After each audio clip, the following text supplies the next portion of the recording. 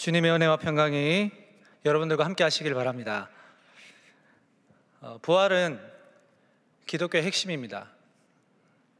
그러나 이 핵심적인 내용이 우리의 삶 속에서 잘 고백되어지고 있지 않는 것이 현실입니다.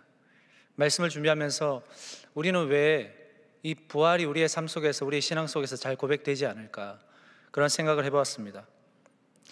하루하루 살기 위해서 몸부림을 치는 현실 가운데서 이 죽음 후의 부활에 대한 생각을 잘 하지 않으려고 하기 때문에, 그리고 그런 생각을 할 여유도 없기 때문이 아닐까. 그 부활이라는 단어가 우리의 삶 속에서 피부에 와닿지도 않을 뿐만 아니라 또 꽤 멀게 느껴지는 그 이유 때문이 아닐까 생각을 해보았습니다. 여러분, 그러나 기독교의 부활은 단순히 죽음 뒤에 오는 기적으로만 치부되는 것이 아닙니다. 부활절에나 한 번 듣는 그런 설교로 끝나는 게 아니라는 겁니다. 기독교의 부활은 그 자체로 그리스도인의 신앙을 대신합니다. 핵심이기 때문에 그렇습니다. 따라서 부활 신앙은 인간의 눈앞에 들이우는 어떠한 죽음의 두려움을 억제시키거나 나의 생각 밖으로 몰아내는 그런 신앙이 아니라 그리스도인에게 매우 큰 삶의 능력이 되어서 살아가게 만들어주는 신앙 그 자체입니다. 그래서 날마다 우리의 입에서 마땅히 고백되어야 하는 그 단어가 바로, 그 표현이 바로 부활하신 예수 그리스도이시라는 사실입니다. 여러분, 우리가 찬양할 때 예수 그리스도에 대한 수식을 참 많이 넣지 않습니까? 여러분은 어떤 예수 그리스도에 대한 수식을 자주 쓰시나요? 아마도 여러분의 삶의 형편에 맞는 그런 예수님을 향한 이미지가 그려져 있을 겁니다.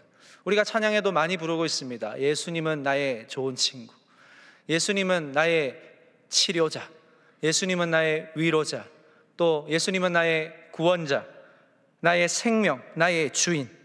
이 밖에도 많은 수식을 가지고 예수님을 찬양하고 경배하실 겁니다. 물론 다 맞습니다. 그런데요, 이 모든 수식이 가능하려면 우리가 결코 놓쳐서는 안 되는 핵심이 바로 부활입니다. 부활에 대해서 많은 것을 우리가 시사할 수 있겠지만 오늘 한 3가지 정도로만 여러분들과 함께 나눠봤으면 좋겠습니다. 첫째로, 부활은 신앙의 근거가 됩니다. 자, 오늘 본문 고린도전서 15장 13절 14절 말씀인데요, 우리 한 목소리로 함께 읽어볼까요? 만일 죽은 자의 부활이 없으면 그리스도도 다시 살아나지 못하셨으리라. 그리스도께서 만일 다시 살아나지 못하셨으면 우리가 전파하는 것도 헛것이요 또 너희 믿음도 헛것이며. 자, 알고 보니까 저와 여러분의 신앙의 근거, 다시 말해서 바탕이 어디 있나요? 부활에 있다는 것을 알게 됩니다. 부활이 없으면 기독교는 힘을 잃어버립니다. 마찬가지로 저와 여러분의 신앙의 그 고백에 부활이 약해지면요, 신앙의 근거가 약해지는 것입니다. 그 구원은 십자가의 죽으심으로 끝나버리는 것이 아니기 때문에 그렇습니다. 만약에 우리 예수 그리스도의 구원이 십자가의 죽음으로만 국한되어 버린다면 그 희생은 그냥 한 인간의 희생의 순간밖에는 기억되지 않습니다. 그러나 한 사람의 죽으심으로 모든 죄가 사함받았습니다. 자, 이것을 넘어선 구원의 목표가 뭘로 인해서 성취가 되냐면 부활로 인해서 성취가 된다는 것입니다. 다시 말해서 결코 분리될 수 없는 것, 반드시 연결되어야 하는 것이 바로 십자가와 부활입니다. 자, 그런데 우리는 예수님을 떠올리면 십자가 또는 고난을 대부분 생각하고 묵상하실 때가 많습니다. 왜냐하면 예수님의 그 십자가의 고난은 나와 너무 비슷한 점이 많거든요. 나의 삶과 봤을 때 너무나도 비슷한 점이 많아서 그것을 동일시할 때가 많은 것 같습니다. 그래서 더 가깝게 느껴지죠. 그만큼 여러분들이 살아가고 계신 그 삶의 현장이 너무 지치고 힘들다는 것을 대변하는 것 같기도 합니다. 그러나 부활은 약간 좀 동떨어지죠. 멀리 있다고 생각합니다. 동의가 좀 되시나요? 우리 신앙을 가만 좀 돌아봅시다. 저와 여러분이 믿고 있는 예수님을 내가 어떻게 생각하고 있는지, 혹시 십자가를 지시고 고난을 받으시고 여전히 예수님을 십자가에 달려 계시는 분으로만 국한시키고 있지는 않는지 한번 좀 돌아봤으면 좋겠습니다. 그러나 놀랍게도 우리 예수님은 십자가에 죽으셨습니다만 다시 부활하셨습니다. 다시 말해서 부활하셔서 모든 사망 권세와의 대결에서 승리하셨습니다. 십자가의 죽으심으로 하나님의 아들이 패배한 것처럼 보였지만 결국 다시 부활하심으로 인해서 사망이 패배를 선언한 거예요. 이게 부활 사건입니다. 여러분, 우리의 신앙의 부활이 반드시 고백되어야 하는 이유는 이 땅의 삶 속에서 고생하고 낙심하고 주저앉아 있는 것 같은, 즉 패배한 것만 같은 이 세상 속에서의 나를 십자가의 고난에만 머물러 있게 하지 않으시고 승리하게 하시는 그 기쁨을 부활하심을 통해서 우리에게 반드시 분명히 보여주셨기 때문에 우리가 부활신앙을 날마다 고백해야 된다는 것입니다. 여러분, 공부하시지 않습니까? 대학생 때도 하셨겠지만 지금도 물론 하시고 계신 분이 계시겠지만, 여러분 공부하실 때 왜 내가 공부를 해야 하는가에 대한 분명한 근거가 없이는 공부에 대한 흥미를 느끼지 못합니다. 왜 내가 공부를 해야 하는가에 대한 그 근거가 없이는 공부가 여전히 힘이 들어요. 그런데요, 우리의 신앙에도 이 근거가 약해지면 내 신앙은 그저 힘들고 고난뿐이고 끝없는 터널을 끊임없이 가는 것과 같은 그런 지루하고 어두운 신앙에 머물 수밖에 없다는 사실입니다. 근거가 없으면 이렇게 되는 겁니다. 여러분, 다시 강조하지만 예수 그리스도께서는 고난 받으셨습니다. 그리고 십자가를 지셨습니다. 십자가에 못 박히셨습니다. 죽으셨습니다. 그러나 그것으로 끝나는 것이 아니라 예수님은 다시 부활하셨습니다.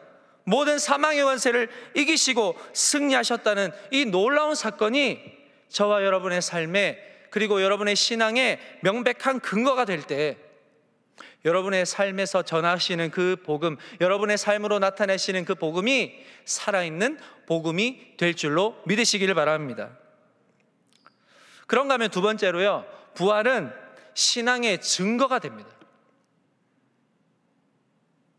자, 여러분, 보통 기독교를 향해서 많은 의구심을 가지고 있는 게 있습니다. 그게 바로 부활 사건입니다. 그도 그럴 것이, 이 일반적으로 역사라는 것은 기본적으로 사료, 즉 이 역사에 대한 자료가 있을 때 그것이 인정되잖아요.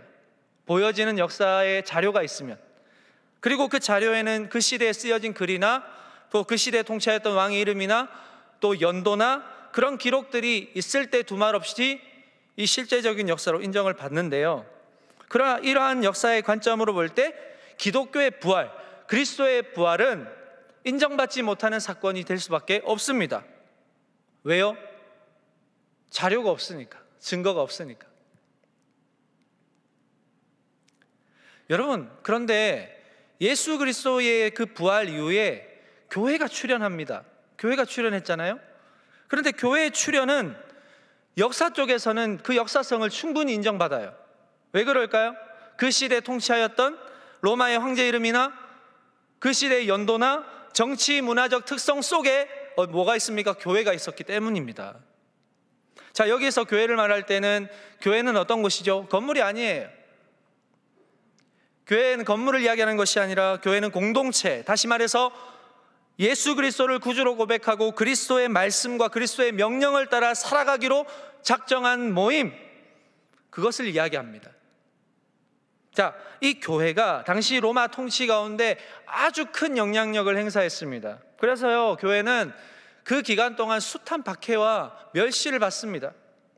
대표적으로 네로 황제 때, 이 네로 황제 때는 로마의 대화재가 발생합니다. 기름 창고에서 발생하였던 그 단순한 이 화재가 정확히 AD 64년 7월 18일에서 64년 7월 23일까지 있었던 이 대화재, 여러분, 그 당시 이 기독교는 신흥 종교로 부상하고 있었습니다. 당시 로마의 정부에서는 골칫덩이였어요. 워낙 확산되니까. 그래서 네로 황제는 생각을 합니다. 이 그리스도인들을 다 없애버려야겠다. 그래서 이 로마 대화재의 원흉을 그리스도인으로 지목하고 그들을 모두 사로잡았습니다. 그래서 사자 밥이 되게 합니다. 화형식을 열어서 다 불에 태워 죽입니다. 여러분, 이러한 역사적인 사실은 책과 기록을 통해 알 수가 있죠. 자, 그런데 부활의 사건만큼은 역사적인 사실로 인정하지 않습니다. 물론 그럴 수밖에 없습니다. 그러나 이 부활의 사건, 기독교의 핵심인 부활의 사건을 역사적인 사실의 틀 안에만 해석하기에는 무리가 있습니다. 왜냐? 당시 교회라고 하는, 다시 말해서 예수 그리스도를 구주로 영접하고 예수 그리스도의 명령을 따라 살아가는 그 공동체가 교회로서 형성될 수 있었던 가장 핵심 원인이 부활이었기 때문입니다. 여러분, 역사에서는요, 결과만을 도출해서 판단 안 합니다. 뭐가 있어요? 원인이 있습니다. 분명한 원인이 발견되어야 역사로 인정하거든요. 그러나 역사를 주장하는 쪽에서는 이 교회 형성의 결과는 인정하는데 그 원인이 부활이라는 것에 대해서는 동의하지 않습니다.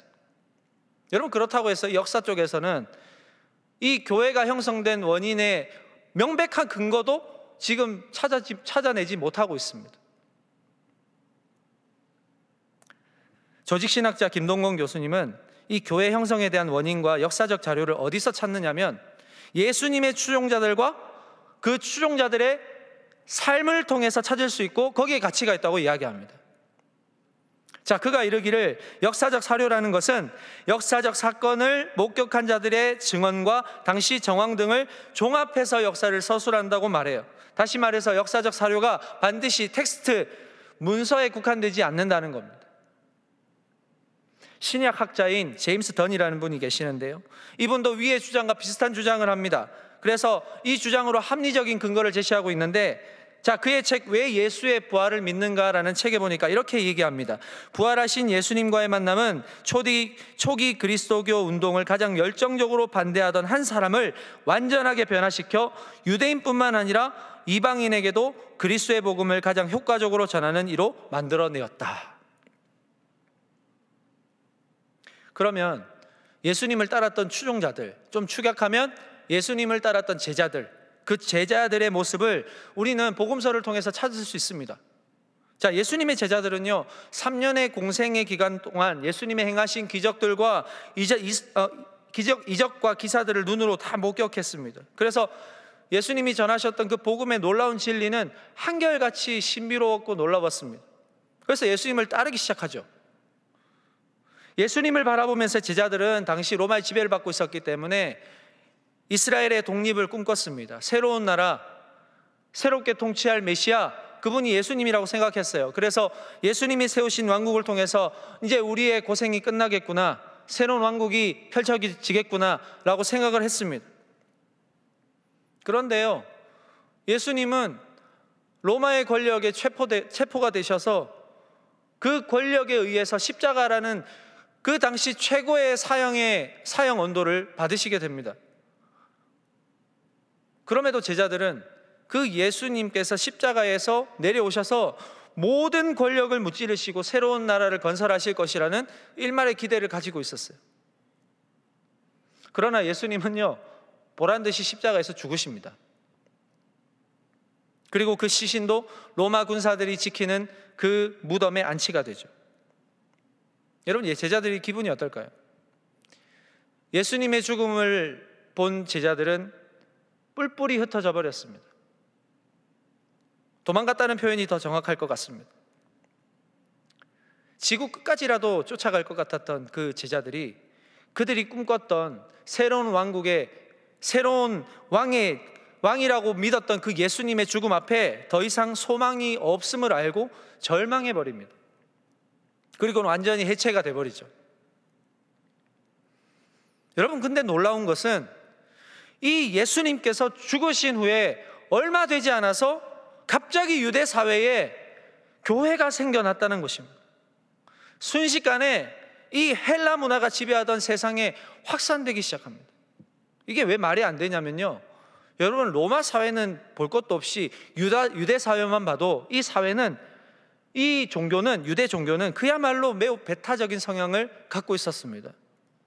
종교적으로, 사회적으로 기득권이 아주 탄탄했습니다. 그래서 다른 종교가 유입된다는 사실은 있을 수가 없어요. 로마 사회도 마찬가지죠. 그 당시 수준 높은 문화와 언어, 그리고 높은 철학의 세계를 가지고 있었습니다. 이러한 사회 속에서 다른 종교가 유입돼서 그것도 확산이 된다? 말이 안 돼요. 여러분, 이러한 맥락에서요, 부활 사건은 강력한 충격이라고 신학자들은 이야기합니다. 너무나도 강력한 충격, 핵폭탄보다 더 강력한 충격. 이러한 특별한 원인이 없이는 이러한 일이 불가능하기 때문이에요. 여러분, 이러한 일이 단시간에 일어날 수 있는 변화입니까? 역사적 사료로서 설명할 수 없는 아주 강렬한 충격이 없이는 불가능한 거예요. 그것도 예수님의 죽음을 보고는 완전히 해체되고 실종되었던 그 추종자들, 예수님의 제자들이 완전히 다른 사람이 되어서 다시 유대와 로마 사회로 돌아왔단 말이에요. 그럼 도대체 어떤 충격을 받았길래, 어떠한 계기가 있었길래 돌아왔냐는 겁니다. 뭘로 설명할 수 있을까요? 예수님의 죽음이 그들에게는 아주 엄청난 충격이었기 때문에 바로 돌아섰지만 다시 돌아온 이유는 그 죽음의 충격보다 더한 충격이 있었기 때문이에요. 그게 바로 부활입니다. 여러분, 이들은 전혀 다른 사람이 되었습니다. 전에 예수님께서 체포된 후에 대제사장의 뜰에서 저 사람 예수님 따르던 예수 따르던 그 예수쟁이 아니야? 라고 의심을 받았을 때 겁에 질려서 예수님을 저주까지 하면서 도망쳤던 사람이 베드로잖아요. 오히려 그런데요, 이제는 담대하게 많은 무리 앞에서 예수 그리스도를 증언합니다. 더 정확하게 말하면 예수님의 부활을 증언합니다. 여러분, 이것은 당시 2000년 전에 제자들만이 예수님의 부활을 증언한 게 아니에요. 단임 기간에 끝났다면 이 또한 교회의 형성의 원인이 부활이라고 이야기하기도 사실 부끄럽거든요. 그러나 여전히 교회는 존재합니다. 예수 그리스도를 구주로 고백하고 그분의 나라를 꿈꾸며 살아가는 많은 사람들, 오늘도 이 자리에 변함없이 우리의 구주가 되시는 분 앞에서 찬양하고 경배하며 예배하는 저와 여러분을 보더라도 교회의 존재는 2000년이나 지금이나 여전히 동일한 거예요. 여러분, 이 나라에 복음이 들어온 지가 130년이 지났습니다. 이 땅에 복음이 처음 들어올 때 수많은 선교사들이 왜 이름도 들어본 적도 없고 가본 적도 없는 저 미지의 땅, 미개한 땅 대한민국, 그 땅에 도대체 무슨 일로, 무슨 이유로 그 멀고 먼 땅을 배를 타고 왔을까? 왜 이곳에서 초기 선교사들이 자기 목숨을 버려가면서 왜 이 대한민국을 그렇게 사랑했을까? 부활 때문이에요. 주님, 지금은 아무것도 보이지 않습니다. 보이는 것은 고집스럽게 얼룩진 어둠뿐입니다. 조선의 마음이 보이지 않습니다. 그러나 겸손하게 순종할 때 주께서 반드시 일을 행하실 것이고 이 땅이 반드시 은총의 땅이 되리라는 것을 믿습니다. 주님, 내 믿음을 붙잡아 주소서. 이 언더우드 선교사의 고백이 가능한 이유가 뭘까요? 언더우드 선교사님의 신앙이 십자가의 죽음에만 멈춰 있었다면 아마 이 고백은 불가능한 고백이었을 거예요. 그런데 반드시 승리할 것을 믿었어요. 반드시 대한민국이 은총의 땅이 되리라는 것을 믿었어요. 뭐 때문에요? 무엇을 믿었기 때문이에요? 부활을 믿었기 때문이에요. 그것이 확실한 증거가 되었기 때문입니다. 영국의 짐 엘리엇이라는 선교사님을 아시죠? 창끝이라는 영화로 아주 유명하게 알려진 선교사님입니다. 문명이 닿지 않은 미지의 땅 에콰도르 아우카족 그 원주민들에게 예수 그리스도를 전하기 위해서 삶을 바치기로 작정하고 경비행기를 마련해서 4명의 동료들과 함께 이제 몇 번 왔다 갔겠죠. 정탐을 하고 그리고는 원주민 사는 곳으로 떠납니다. 원주민이 사는 곳에 정글의 한 모래톱에 이제 착륙을 시키고 이제 육지에 발을 내딛습니다. 그러자마자 죽었어요.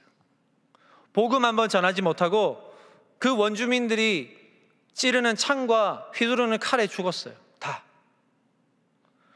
여러분, 사실 이 선교사님들의 품속에는 총이 들어있었습니다. 그런데 죽는 그 순간에도 이들은 총을 꺼내지 않습니다. 도대체 무엇 때문입니까? 도대체 뭐가 있길래 이들의 그 죽음도 불사하지 않았던 것일까? 여러분, 너무 이상하지 않습니까? 어느 누가 거짓을 위해서 자기 목숨을 버릴 수 있을까요? 어느 누가 자기를 속이면서까지 목숨을 버려야 할 이유가 어디 있습니까? 살아계셨던 예수님을 위해서도 자기 목숨 부지하려고 예수님 부인하고 떠난 그 베드로. 근데 왜 베드로가 죽은 예수님을 위해서 목숨을 버릴까요? 분명한 증거를 경험했기 때문입니다. 그게 바로 부활입니다. 복음의 능력은 부활이 내 삶 속에서 증거가 될 때 나타납니다. 여러분의 삶에 복음의 증거가 부활로 나타날 수 있기를 축복합니다. 부활의 그 충격이 그 한 사람의 인생마저도 변화시키고 목숨을 버릴 수 있을 만큼의 충격이 되고 놀라운 가치가 되는 거예요. 여러분에게 묻겠습니다. 여러분에게 부활은 어떻습니까? 여러분에게 부활은 지금 여러분이 살아가는 삶 속에서 나타나는 복음의 확실한 증거가 되고 계시나요? 그 부활이 여러분의 삶에 충격적인 사건으로 받아들여지시나요? 생각만 해도 소름이 돋는 그런 사건으로 여러분 받아지시나요? 사람들에게 복음을 증거할 때 부활이 나의 모든 것이라고 전할 수 있는 그런 주제가 되고 있나요? 부활은 내가 믿고 싶다고 해서 믿어지는 게 아닙니다. 부활의 사건은 믿어져야 돼요. 그 이유가 단순히 부활이 그리스도 이 기독교의 핵심이기 때문만이 아니라 부활은 역사적이고 실제적인 사건이기 때문입니다. 역사도 설명할 수 없는 놀라운 신비로운 사건, 사람을 일순간에 변화시키는 놀라운 구원의 사건이기 때문입니다. 여러분, 부활이 믿어지지 않으신다면 부활이 믿어지도록 하나님께 간구하시기 바랍니다. 어느샌가 부활이 믿어지는 그런 놀라운 순간을 꼭 경험하셨으면 좋겠습니다. 우리 모든 청년들이 그 부활의 사건을 믿어지고 신비로운 사건이라 그 복음의 증거의 가장 큰 핵심이 되는 주제가 여러분들의 삶에 이 부활이 될 수 있기를 축복합니다. 여러분, 부활을 믿으시길 바랍니다. 부활은 진짜입니다. 부활은 그 어떤 타협점도 찾을 수 없는 진짜 사건입니다. 부활 신앙, 십자가에서 부디 멈추지 마시고 부활하여 능력의 주요 생명의 주가 되시는 예수 그리스도의 승리하심을 삶 속에서 반드시 경험하시는 우리 동안의 모든 청년들이 되시기를 주님의 이름으로 축복합니다. 자, 마지막으로요, 부활은 나의 의미로 현재합니다. 여러분, 부활은 교리가 아닙니다. 부활은 지금도 역동적으로 살아서 여러분의 삶에 현재하고 있습니다. 무슨 뜻이냐면 이 부활신앙이 저와 여러분의 삶의 어떠한 기억으로, 때로는 어떠한 배움으로 인한 지식이나 기억이 그치는 게 아니라는 거예요. 현재에도 작동되고 있다는 겁니다. 현재에도 체험되고 있다는 사실이에요. 쉬운 예를 들어드릴게요. 예수님께서 부활하시고 승천하신 후에 약속하신 성령이 오순절 마가다락방에서 120명의 제자들에게 불의 혀처럼 갈라짐으로 임했어요. 그때 어떤 일이 일어났나요? 모인 곳이 진동하기 시작했습니다. 그리고 각 사람에게 각 지역의 방언들이 터져 나오기 시작했습니다. 그들이 성령의 체험 이후에 어떠한 일이 일어나는지 아십니까? 그들은 두려워서 벌벌 떨면서 혹시나 우리가 로마의 그런 공격을 받지 않을까 숨어 있었어요. 그런데 성령을 받은 후 완전히 탈바꿈하여서 담대히 예수 그리스도의 부활의 복음을 전하기 시작합니다. 마치 죽음도 불사한 전사의 모습이었어요. 베드로와 요한이 제9시 기도 시간에 성전에 올라갑니다. 그런데 미문을 지나갈 때 그 미문 앞에 앉아있던 안진뱅이를 발견합니다. 안진뱅이는 구걸하죠. 그런데 베드로와 요한에게는 아무것도 가진 게 없었어요. 그래서 이야기하잖아요. 사도행전 3장 6절 말씀, 우리 다 같이 한번 믿음으로 고백하시겠습니다. 베드로가 이르되 은과 금은 내게 없거니와 내게 있는 이것을 내게 주노니 나사렛 예수 그리스도의 이름으로 일어나 걸으라 하고. 아멘. 자, 그 선포로 안진뱅이가 어떻게 되었습니까? 사도행전 3장 7절에서 10절 함께 읽겠습니다. 오른손을 잡아 일으키니 발과 발목이 곧 힘을 얻고 뛰어 서서 걸으며 그들과 함께 성전으로 들어가면서 걷기도 하고 뛰기도 하며 하나님을 찬송하니 모든 백성이 그 걷는 것과 하나님을 찬송함을 보고 그가 본래 성전 미문에 앉아 구걸하던 사람인 줄 알고 그에게 일어난 일로 인하여 심히 놀랍게 여기며 놀라니라. 예수 그리스도께서는 지금 베드로와 요한에게 함께 하시지 않습니다. 보이지 않잖아요. 그런데 지금 베드로와 요한에게 예수님께서 함께하고 계십니다. 뭐예요, 여러분? 부활하신 예수님을 현재적으로 체험하고 있는 것입니다. 여전히 살아서 이들과 함께 하시는 예수 그리스도를 경험하고 있다는 겁니다. 그게 아니면 어찌 일개 사람이, 그 안진뱅이 몇십 년 동안 앉아 있었던, 다리가 굳어버린 그 사람을 이렇게 세울 수 있나요? 여러분, 우리가 믿는 예수 그리스도라는 그 이름은요, 우리가 품에 품고 다니는 어떠한 부적이 아니에요. 외우면 행운이 따르는 어떤 주문이 아닙니다. 예수님은 그 이름 자체로 우리에게 능력이 되세요. 그 이름을 믿을 때 저와 여러분의 삶을 바꾸는 힘이 된다는 사실입니다. 믿으십니까? 그리고요, 그 이름은 저와 여러분의 삶에 영원토록 함께하는 의미가 되십니다. 가장 큰 삶의 의미가 되어주십니다. 제가 오늘 설교로 여러분들과 첫 대면을 합니다. 여러분, 저는 2011년에 결혼했어요. 그리고 지금은 애가 셋입니다. 가끔씩 저는 10년 전에 제 아내와 결혼하기 전에 알콩달콩 데이트하던 때를 가끔씩 떠올립니다. 그게 힘든 육아를 이겨낼 수 있는 방법이기도 하고요. 그때를 생각하면요, 지금보다 오히려 지금 생각하니까 그때랑 비교했을 때 지금은 저도 그렇고 제 아내도 그렇고 풋풋하지 않아요. 주름도 많이 생겼어요. 살도 쪘어요. 그리고 서로를 바라보는 눈빛이 예전 같지 않습니다. 앞으로 결혼하실 우리 청년들에게 대단히 죄송한 말입니다. 근데요, 저는 그때보다 지금이 더 행복합니다. 아내가 더 좋아요. 10년 전에는 아내를 잘 몰랐어요. 아내가 뭘 좋아하는지, 이 사람이 뭘 싫어하는지. 그야말로 서로가 서로에게 되게 초보적인 마인드였어요. 그럴 수밖에 없죠. 그냥 서로가 서로에게 되게 새로운 사람이었기 때문에 좋아했던 것 같아요. 그런데요, 지금 돌아보니까 지금 제 아내를 바라보고 있으면 이제 이 아내가 제 편이라는 생각이 들어요. 어딜 가든지 함께 가는 것 같아요. 여전히 다른 점이 많고 여전히 이해되지 않는 부분들이 많습니다만, 저의 아내는 제 삶에 어느샌가 불쑥 찾아와서 서서히 저의 삶의 영향력을 넓혀가는, 이제는 저의 의미가 되어가고 있는 것 같습니다. 여러분, 제가 왜 이런 말씀을 드리냐면요, 이러한 관점에서 저와 여러분의 삶에 차지하고 있는 그 신앙의 의미, 영향력이 무엇인가를 좀 생각해 보자는 겁니다. 저의 아내가 조금씩 제 삶에 의미가 되어 영향을 준다고 말씀드렸지만, 여러분, 우리 삶에 예수님께서는 얼마나 큰 영향력으로, 얼마나 큰 의미로 여러분과 함께하고 계실까? 여러분 어떻게 생각하세요?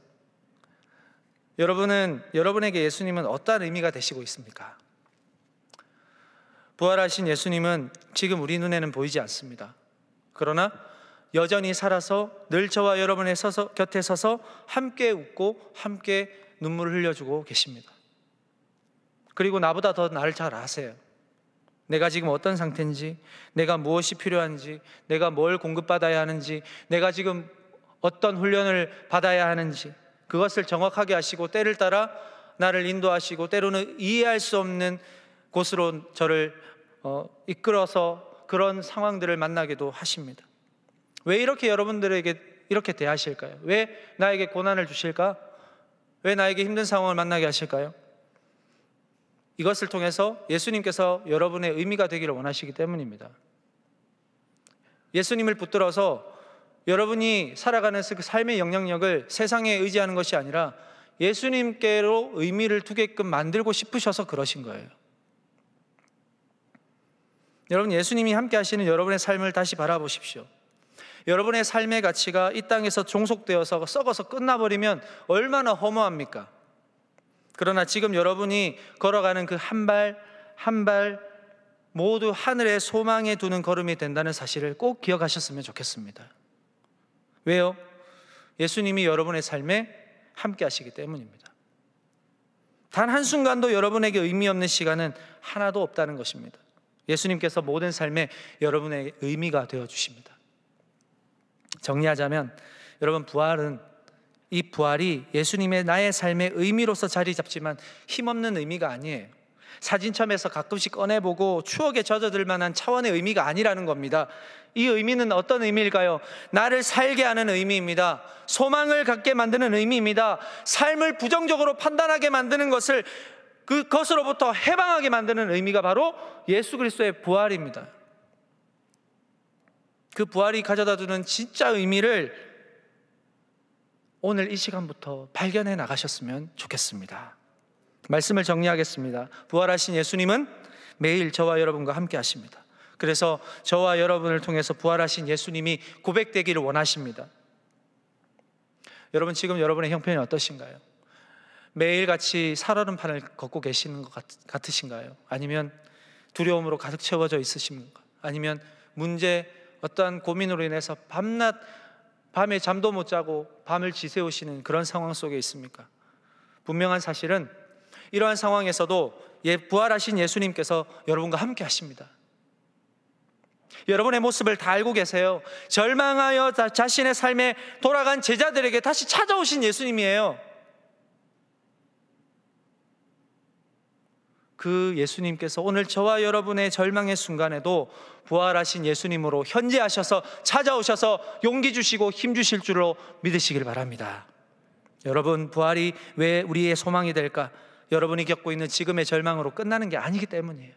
지금의 절망은 반드시 소망으로, 기쁨으로 변할 것이고, 흘린 눈물은 반드시 웃음으로 변하게 될 것입니다. 그 사실을 확신하고 기대하는 게 부활신앙이에요. 그 삶을 현재적으로 경험하는 게 부활신앙입니다. 승리하신 예수님께서는 오늘도 우리에게 승리를 주십니다. 매일 부활의 소망과 승리를 고백하고 확신하여 노래하는 우리 동안의 청년들이 다 되셨으면 좋겠습니다. 여러분, 옆에 분과 그런 의미에서 함께 선포하십시오. 부활을 고백하십시오. 예수님이 승리하셨습니다. 다음번에는 더 큰 목소리로 고백하게 될 줄로 믿습니다. 아마 삶이 변하게 되실 거예요. 그러한 여러분의 삶의 직장과 생업과 가정에, 여러분의 걸음걸음에 여러분들로 인해서 신선한 충격을 받아 많은 사람들이 역동적인 삶으로 나도 부활하여서 그 예수님과 동행하며 살아가는 귀하고 복된 여러분의 한 주간의 삶이 되실 수 있기를 주님의 이름으로 소망합니다. 기도하겠습니다. 하나님 아버지, 우리로 예수 그리스도의 부활에 참여하는 자로 택해 주셔서 감사합니다. 예수 그리스도의 죽으심과 부활이 없었다면 우리는 날마다 이 땅에서 삶의 가치를 찾아내야 하는 참 슬픈 인생들이었겠지만, 죽은 자들의 첫 열매가 되셔서 이 땅을 살아가지만 여전히 이 땅의 부활의 주님으로 우리와 함께 하시기에 우리는 부활의 소망, 하늘의 기쁨을 기대하며 살아갈 수 있음을 고백합니다. 예수님의 부활이 우리의 삶의 가장 큰 기쁨이며 신앙의 근거이자 증거이며 내 삶의 가장 큰 의미로서 자리 잡아 어딜 가든지 부활의 승리가 우리에게 있음을 믿고 끝까지 소망을 붙잡으며 살아가게 하여 주옵소서. 우리의 소망이 되신 예수님의 이름으로 기도합니다. 아멘.